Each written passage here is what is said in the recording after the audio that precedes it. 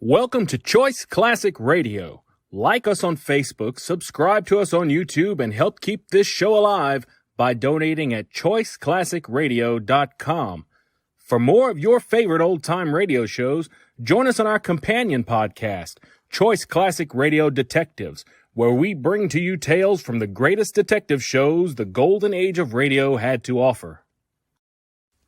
And now, with 126 episodes made, broadcast on NBC Radio from 1955 to 1958, we bring to you X-1.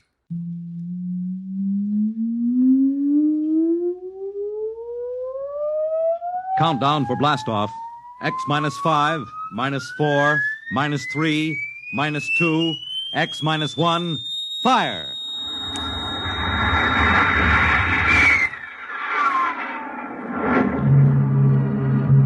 From the far horizons of the unknown come transcribed tales of new dimensions in time and space. These are stories of the future, adventures in which you'll live in 1,000,000 could-be years on 1,000 maybe worlds. The National Broadcasting Company presents X-1.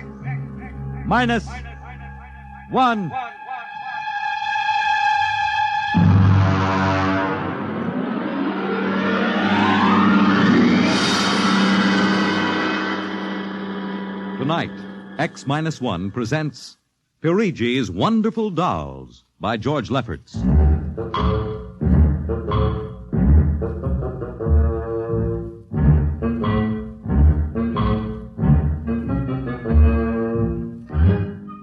The doll shop stood on a quiet Washington side street, not too far from the sprawling Pentagon building. A woman and child waited outside, the little girl peering eagerly through the window at the dolls inside, and the woman glancing impatiently at her wristwatch, as if expecting someone who was late for an appointment. There was nothing about the doll shop to warn them that they were waiting to keep an appointment with doom.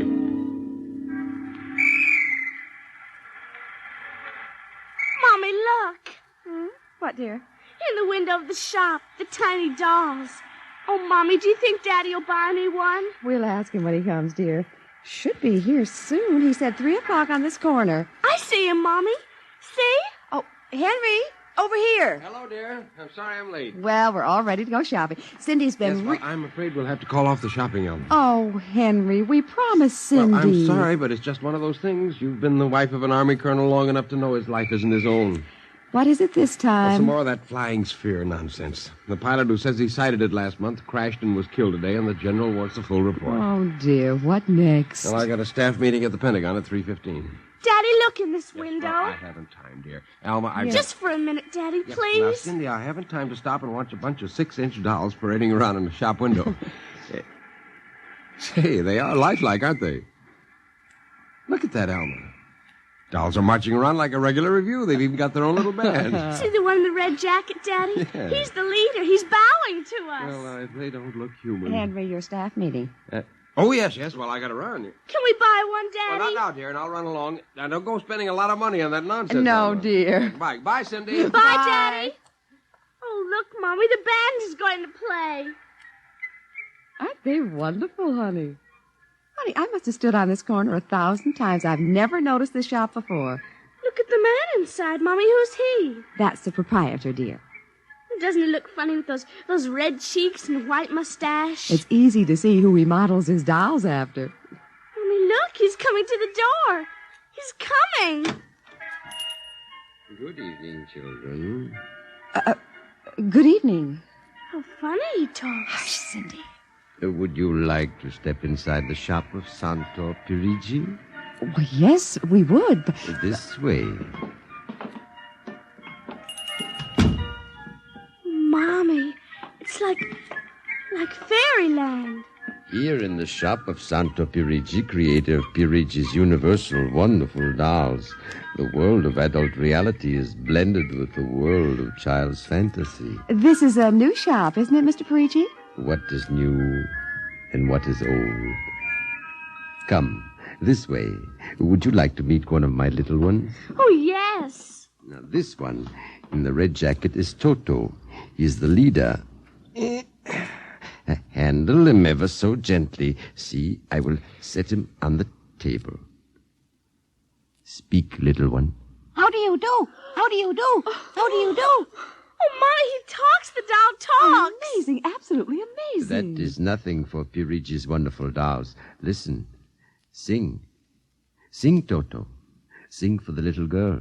My name is Toto. Sing, Toto. Men are big and tall. Dolls are very small. When men begin to fall, the dolls will rule them all. More. How do they work, Mr. Perigi? How do they work? Ah, that is the secret of the great Perigi, greatest of all doll makers. To make an ordinary doll is nothing. To make a perfect replica, that is something. But to make a doll with intelligence, that is the work of an artist, eh? I suppose that they're very expensive to buy. Perigi does not sell his dolls, madam. You don't sell them? When I construct a doll like Toto, I cannot bear to be permanently separated from him. So instead of selling, I rent my little people. You do? You rent dolls? Precisely $10. For how long? For as long as they are cherished. My only request is that when you grow tired of my dolls, you return them to me in good condition. Oh, Mommy, could we take him home? Take him home. Take him home. Take him home. Oh, look, he's bowing and dancing. He wants to Well, come. honey, your father said that we shouldn't spend a lot Oh, of money. please, I'll take such good care of it. Please. Well, honey, we'll have to deal with your father later, but... Well, Oh, Mommy. all right. Wrap him up, Mr. Perigi. But I have a feeling that when your father comes home, we'll be sorry. Be sorry. Be sorry. Be sorry. Be sorry.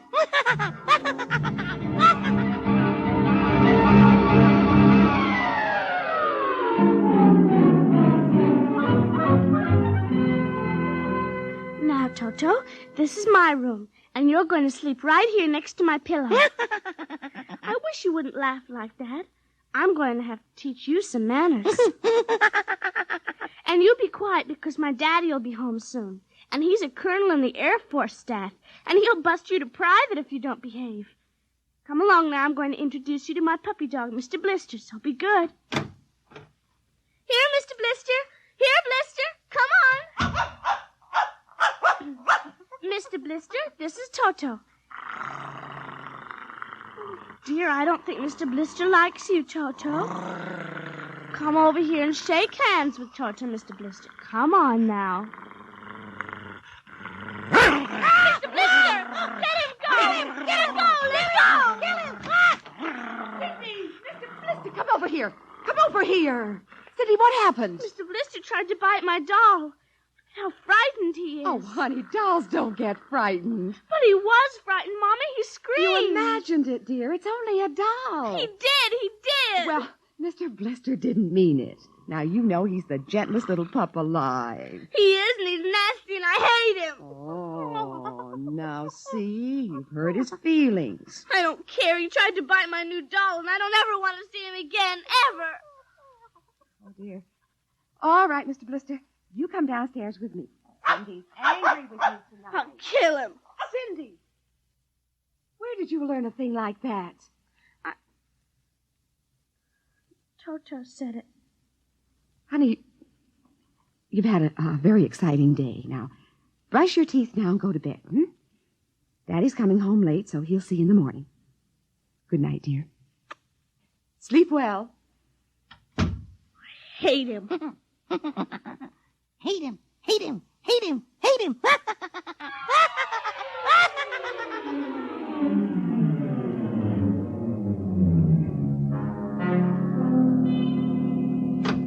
Morning, Alma. Breakfast ready? In a minute, dear. How was the staff meeting last night? Horrible bore as usual. I don't know what's got into the old man. Just because a few farmers corroborated the pilot's report, he thinks some strange aircraft has penetrated our radar zone. Well, where's the little one? Up in her room. Now, that's funny. She's usually down here before me. Well, she's probably up to something. Sit down, dear. Say, remind me to take some papers back to the War Department, will you? I left them in my strong box. You haven't been bringing your reports home, have you? Well, it's safe enough. Well, you told me it was against regulations to bring secret papers home. Well, I had to finish some work for the old man, and nobody will ever know the difference. Well, I don't know. Oh, would you feed the puppy before we sit down, Henry? Yes. His bowl's under the sink. Where is he? Say, that's funny. Here's his supper from last night, only half eaten. He's getting fussy. Doesn't like canned dog food anymore. Here, Blister. Here, Blister, Blister, Blister. I wonder where the dickens is that mutt? Maybe he's on the back porch. Here, Blister. Hey, Alma. What is it, dear? Alma, look. Henry, is he... He's dead. But how? From What the happened? looks of it, he might have been poisoned. But who would do a thing like that to an innocent little puppy? I don't know. Let me see his dish. Look at that. I don't understand this at all. Not at all. What, dear? What is it? There are pieces of broken glass in this food. Blue glass, you see? How? Henry, What? I just remembered something. What? It may be coincidence, but in the bathroom this Well, morning... what about the bathroom? Oh, Cindy's blue glass, the one with the Mickey Mouse on it, was broken. I found pieces in the wastebasket. I meant to ask her about it. Alma, for heaven's sake, you aren't suggesting that our little girl... Well, she loved Blister more than anyone. Not last night, she didn't. Why not? He went after Toto. Now, who is Toto? That's her new doll. Her what? Honey, I was meaning to tell you. Well, you bought her one of those dolls, I huh? just rented it. Well, rented it. Now, look here, Alma. You know we haven't got the kind of money to throw away Well, she on... had her heart set on it, dear. I used my dividend. All right. But what happened with Blister? Well, he went for the doll, and Cindy said she hated him. Oh, well, a child... She said she'd kill him. Where'd she get a thought like that? I don't know. Has she been watching those chillers on television? I don't know. Well, it's too ridiculous. Good heavens, a 9-year-old child putting ground glass in dog food. She'd have to be a monster. Mommy! She's coming. Well, don't say anything. I'll talk to her. Morning, dear. Morning, Mommy. Morning, Daddy. What's the matter? Sit down, dear. Yes, sir. Oh, your mother tells me you broke your blue drinking glass. Oh, no, I didn't break it. Cindy. I didn't. Well, now, somebody broke it.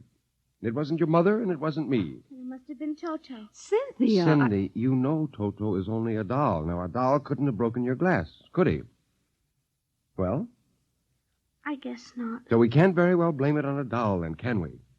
But he must have done it, Daddy. Cindy, you know how Daddy feels about little girls who tell fibs. Now, did you break your glass and maybe accidentally get some pieces into Mr. Blister's dish to sort of punish him for biting your doll? No, Daddy. Well, I'd hate to think you'd done something you knew was wrong and you were blaming it on a doll. Is something wrong with Mr. Blister? Is he sick? Worse than that. Henry. The child has to face reality, Alma. What's the matter with Mr. Blister? He's dead, Cindy. Oh, no. He can't be dead. He isn't dead, Daddy. No, he isn't. He isn't. Mommy! Honey, he is dead, Cindy. But he'll come back. He has to come back. No, darling, he won't come back. Ever? Not ever. Yes. Now that we've told you, Cindy, you want to change your mind about the glass? Henry, leave her alone, please. You think I killed him? Now look what you've done. The child feels guilty enough, My Henry. dear, this is no time for feelings to interfere. You go up to your room, honey. Daddy and I'll be up in a minute. I don't want to. Please, Cindy. Now, we'll be right up, please. There. That's a good girl. Close the kitchen door behind you. Mr. Blister's dead.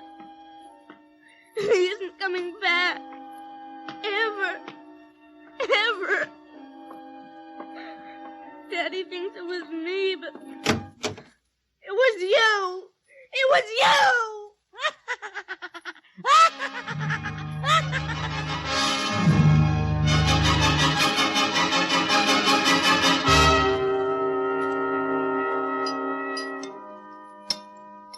Eat your supper, dear. I'm not hungry. You scarcely touched your lunch. I don't feel like eating. Is it Mr. Blister? Now, answer your mother. She'll work it out her own way, Henry. Well, I don't know, Elma. When I was a boy, there was such a thing as discipline. Now, the way this child is being brought up... Henry! Well, it's true. There's no respect, lying, and...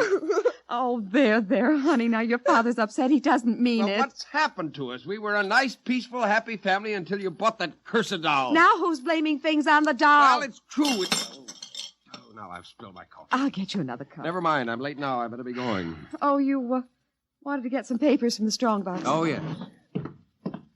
Cindy, please, try to eat something. Yes, ma'am. Alma! Alma!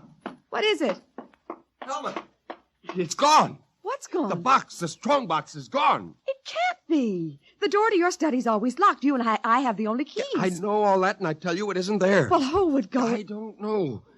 Alma, those confidential reports, if they ever got into the wrong I hands... warned you about keeping them there. What if it ever came out in the open? Can't you see the papers? Call the police, Henry. And throw my Army career in a wastebasket after 17 years? No. We've got to find it ourselves. Well, it was there when I went in to clean this morning. What about your key? It's right here. I always keep it with me. It's funny.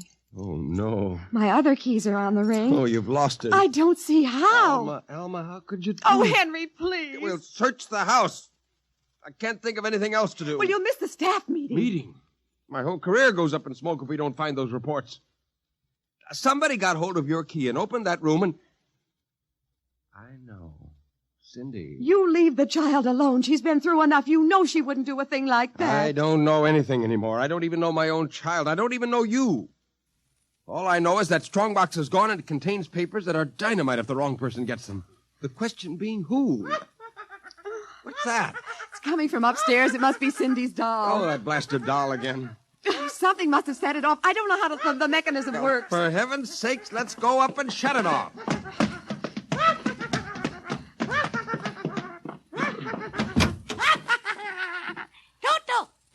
Toto, kill him.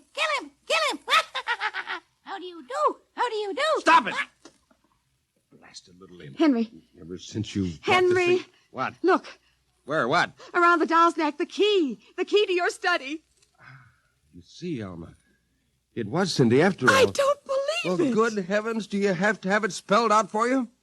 Here's our doll with a key around its neck. She wouldn't, Henry. You know she wouldn't. Oh, ever since you got this fool doll, she's been acting half insane. At first the dog, and now this. I think she hates us, Alma. Henry, Cindy is my child. I know her. I know she's a good, sensitive person with no malice in You're her. simply refusing to face the facts, my dear. What are you going to do? I'm going downstairs and have a talk with that young lady.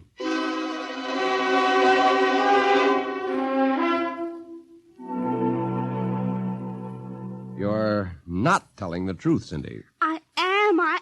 Cindy, now you know that strongbox is very important to me.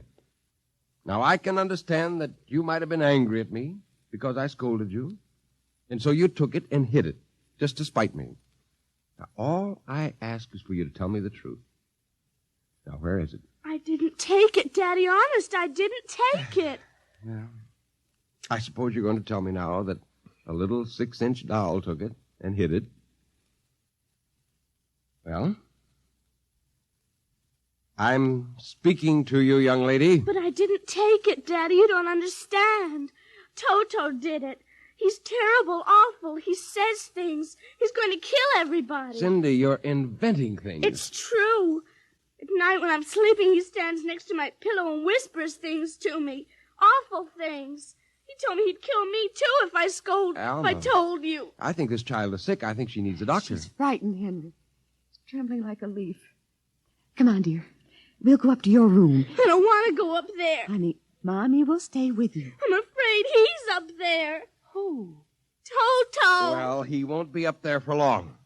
Mr. Toto is going right back to Perigi's wonderful doll shop before I lose my sanity, which means right now.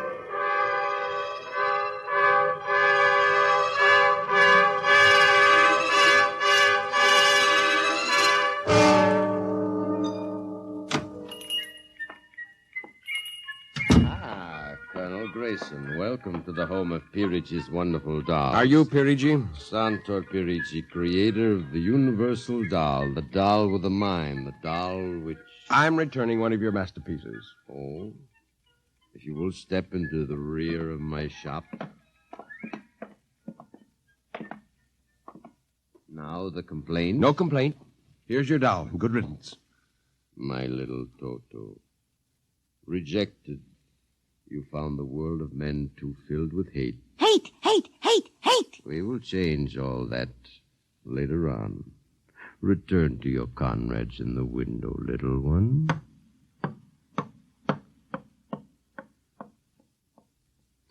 And now, Colonel Grayson. I think we have no further business. Sir. But we do, Colonel. Let me see. Yes, here it is. Do you recognize this strong box, Colonel? My strong box? Well, where? My little Toto is very clever, sir. Are you trying to tell me your doll stole that from me? Let us not say stole. I am merely keeping it in custody. What's the game, Perigi? The game, as you call it, is blackmail. You give me what I want, and I do not ruin your career. What do you want? Information. We already know something from the reports of the War Department concerning a certain strange-looking sphere reported by one of your pilots. What government do you represent? I represent Perigi's wonderful dolls, none other. I am not so naive, sir. Perhaps I should explain. Each man hides something from the world. Each man loves something more than life. With the help of my wonderful dolls, I obtain personal information which enables me to control the men who control the world. You're a madman. A genius. You would be surprised at the list of men who have become the confidants for my dolls. Do you think you can blackmail me into betraying my country? If the price is right. And in this case, sir, the price is your career and the lives of your wife and child. Why are you so interested in the flying sphere? Let us say for reasons of my own. Well, Colonel? Hand over the strongbox. I warn you, I have a gun. Give it to me. You are being foolish. Put down that walking stick. Now. No closer. Now.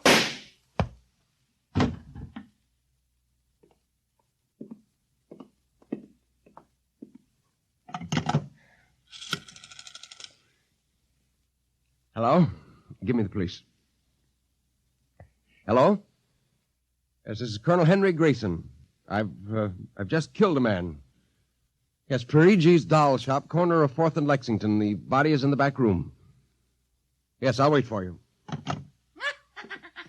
Shut up. Shut up, you little fiend. Colonel Grayson. Did I hear it speak? Colonel Henry Grayson. I must be going out of my mind, a 6-inch doll. Shut up! Your master's dead. You are mistaken, Colonel. I, Toto, am the master. What do you mean? If you will examine the body of Santor Perigi, you will see that he does not bleed. And he does not bleed, Colonel, because Santor Perigi never lived. Never lived? Santor Perigi is a doll. A doll? But that's impossible. He's a man. He talks. He walks. The people of Meretrix are skillful doll builders. People of Meretrix, doll, but... Look, who are you? I am Xanthus Imperator, commander of the legions of the 3rd planetoid, Meretrix. Legions? Planetoid? My people and I, whom you regard as dolls, come from a tiny planet beyond the moon, so small that it cannot support our population. We landed one of our space spheres on Earth 3 months ago with the intention of colonizing. Unfortunately, one of your pilots intercepted us. So that's why you wanted our information. Precisely. Are you human? Oh, quite human. Of course, in order to deal with Earth people without suspicion, we were forced to construct Perigi, a man-sized doll. Well, I can't believe this. I'm having hallucinations. I'm going to get out of here. Oh, that would be impossible. We have weapons of destruction quite unknown to Earth people. Well, I phoned the police, and they'll be here soon. By the time they arrive, my people will have prepared something quite shocking.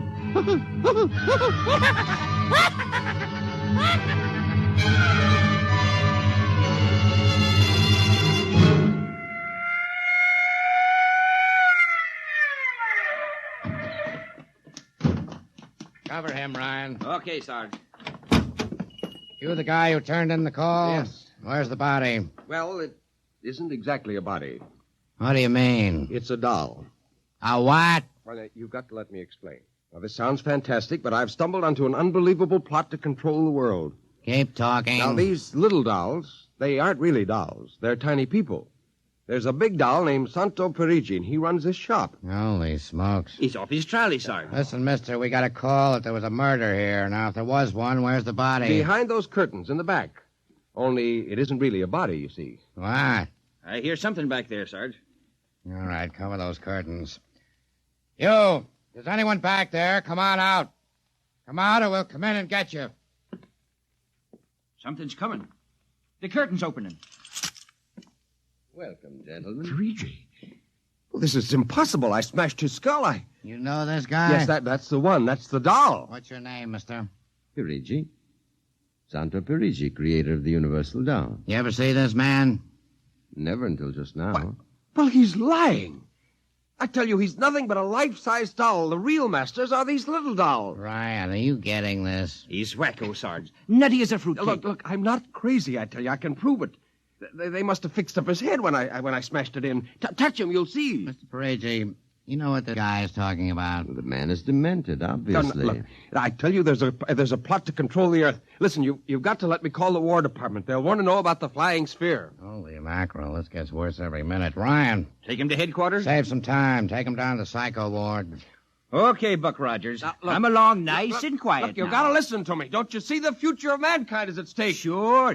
I know how it is. Look, he's nothing but a man-sized doll. Touch him. And the little ones are going to take over the earth. I know. I had the DTs once. Okay, Sarge. look. We'll see you later. Please. Come along. Please, now. listen Come to me. on. You've got to listen to me. Sorry to cause all this trouble, Mr. Perigi. Not at all, sir. Not at all. Well, I'll be. That ain't the cutest little doll. Say, my little girl will be nuts for that. But perhaps you will accept it as a gift Well, now. for saving my life. That madman might have killed me. No home is really complete without one of Pirigi's wonderful dolls, Sergeant. Is that right, Toto? Yes, but I would couldn't- like in some way to show my gratitude. You will be doing me a favor if you will take the doll home to your little daughter. Say, this ought to make her the happiest girl in the world. Yes, Toto will come as a great surprise. A very great surprise. Won't it, Toto?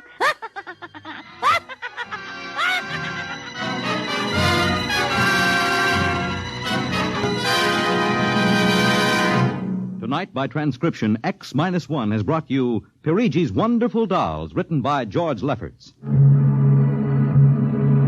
Heard in the cast were Janet Alexander as Cindy, Ann Petoniak as Alma, Nelson Olmsted as Henry, Joe DeSantis as Perigi, Michael O'Day as Toto, Ken Lynch as the Sergeant, and Frank Milano as Ryan. This is Fred Collins speaking. X-1 was directed by Fred Way and is an NBC Radio Network production.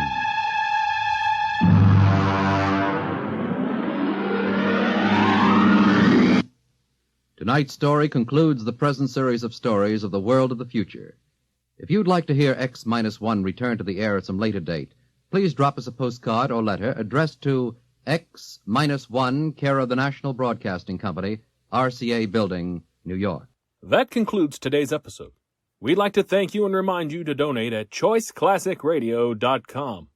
Remember, your donations make episodes like this possible.